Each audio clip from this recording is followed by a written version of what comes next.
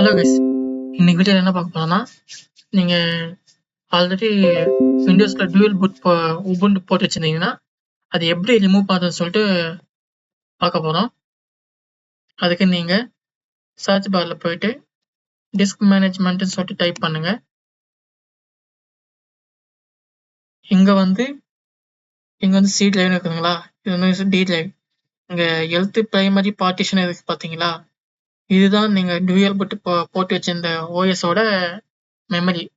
So இது வந்து நீங்க டைரக்டா இங்கே டெலிட் வால்யூம்னு இருக்கு பாத்தீங்களா, இது கொடுத்துட்டீங்கன்னா உங்களுக்கு வந்து கன்ஃபர்மேஷன் கேட்கும். எஸ் கொடுத்துட்டீங்கன்னா டைரக்டா உங்களுக்கு அங்கே டெலிட் ஆகிடும். பாருங்க அன்அலோகேட்னு வந்துச்சுங்களா, இதை வந்து எக்ஸ்டெண்டட் வால்யூம் கொடுத்துட்டீங்கன்னா அந்த 48 GB வந்து சிடிஸ்க்கு போயிடும். இது வந்து நம்மளுக்கு கன்ஃபார்மாக டெலிட் ஆயிடுச்சான்னு சொல்லிட்டு நம்ம கமாண்டில் செக் பண்ணி பார்ப்போம். சிஎம்டின்னு டைப் பண்ணிட்டு ரைட் கிளிக் பண்ணி ரன் அஸ் அட்மினிஸ்ட்ரேஷன் டைப் பண்ணி என்டர் எஸ் கொடுங்க. இங்க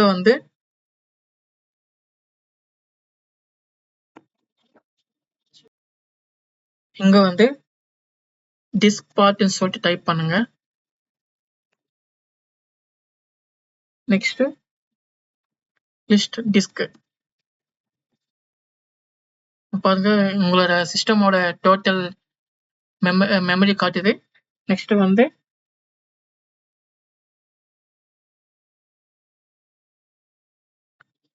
செலக்ட் டிஸ்க் 0. பாருங்க அதுக்கடுத்து வந்து லிஸ்ட் பார்ட்டிஷன்.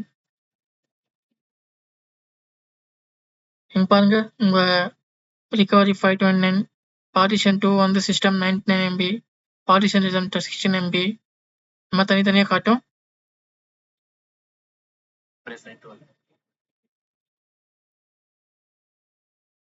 இங்க வந்து select partition.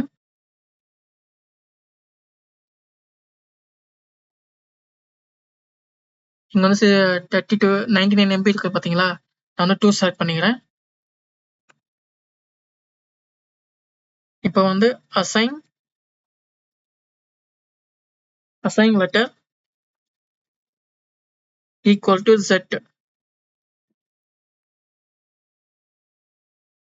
இப்போ இதை க்ளோஸ் பண்ணி டாஸ்க் மேனேஜருக்கு வாங்க. இங்க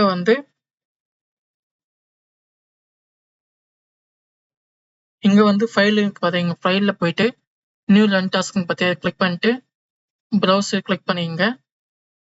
இங்க லோக்கல் டிஸ்க் சட்னு இருக்குது பாத்தீங்களா, இதை கிளிக் பண்ணி